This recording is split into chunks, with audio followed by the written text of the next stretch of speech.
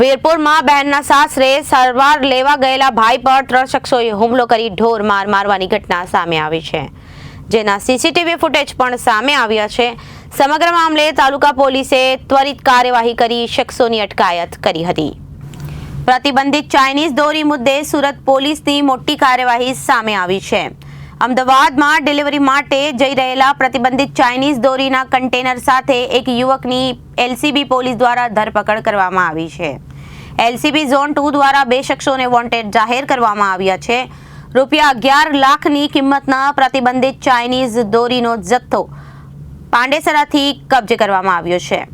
પાંડેસરાથી પ્રતિબંધિત ચાઇનીઝ દોરીનો જથ્થો અમદાવાદ ડિલિવરી માટે લઈ જવાઈ રહ્યો હતો, જે પહેલા પોલીસે ડિંડોલી 60 પોઈન્ટ નજીકથી મોટી માત્રામાં જથ્થા સાથે એકને ઝડપી પાડ્યો। અબોલ પક્ષીઓ અને માનવ જીવ માટે ઘાતક સમાન કાતિલ દોરીનો મોટો જથ્થો પોલીસે જપ્ત કરી કાયદેસરની કાર્યવાહી હાથ ધરી છે। સુરત શહેરની ઝોન 2 એલસીબીને ઇન્ફોર્મેશન મળી હતી કે ડિંડોલી વિસ્તારમાંથી ચાઇનીઝ દોરાનો એક મોટા પ્રમાણમાં જથ્થો પસાર થનાર છે, જે બાબતે અમે વોચ રાખી હતી।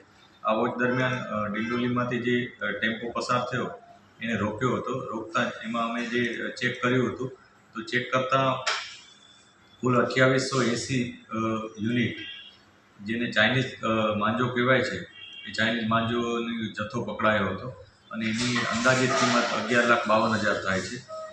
જે આઈસર ટેમ્પો છે એને 10 લાખની કિંમત ગણીએ અને એવી રીતના ટોટલ 21,52,000નો મુદ્દામાલ પોલીસે જપ્ત કર્યો છે।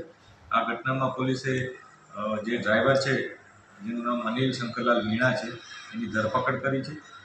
આ જથ્થો એ અમદાવાદ લઈ જનાર હતો એ પ્રકારની પ્રાઇમરી ઇન્ટ્રોગેશન દરમિયાન પોલીસને મળી છે। જે અમદાવાદમાં કોને મોકલનાર હતો એની અત્યારે પોલીસ તપાસ કરી રહી છે અને જે પણ વ્યક્તિ આમાં સામેલ હશે એના વિરુદ્ધ કાયદેસરની કાર્યવાહી કરવામાં આવશે। સાહેબ, આ ચાઇનીઝ દોરી કેટલો ઘાતક કહેવાય છે? આજે ચાઇનીઝ દોરી જેને કહીએ છીએ એ ખરેખર સિન્થેટિક પ્રકારનો એક નાયલોન અથવા અન્ય મટીરિયલનો દોરો હોય છે કે જે કોઈ પણ રીતના તૂટતો નથી। સામાન્ય રીતના જે ખેંચીને તોડવામાં આવે એ પ્રકારનો દોરો નથી હોતો અને એને વધુ સ્ટ્રોંગ બનાવવા માટે એના ઉપર કાચ, લોખંડ આ પ્રકારનું મટીરિયલ લગાડી અને એને વધુ સ્ટ્રોંગ બનાવવામાં આવે છે અને એવી રીતના એ ખૂબ જ ઘાતક બની જાય છે।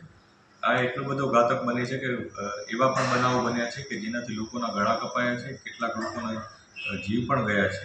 પક્ષીઓને પણ કેટલાય પક્ષીઓના નિર્દોષ પક્ષીઓ કે જેઓ આકાશમાં ઉડતા હોય છે એમના પણ જીવ ગયા છે અને આવી રીતના સમગ્ર પર્યાવરણ માટે, ચાહે માનવજાત હોય કે પશુ પક્ષીઓ, બધા માટે આ ઘાતક છે। ઉત્તરાયણના દિવસે પણ ઘણીવાર છત ઉપર જ્યારે લોકો પતંગ ઉડાડતા હોય ત્યારે આ પ્રકારનો માંજો હોય એ નુકસાનકારક સાબિત થાય છે।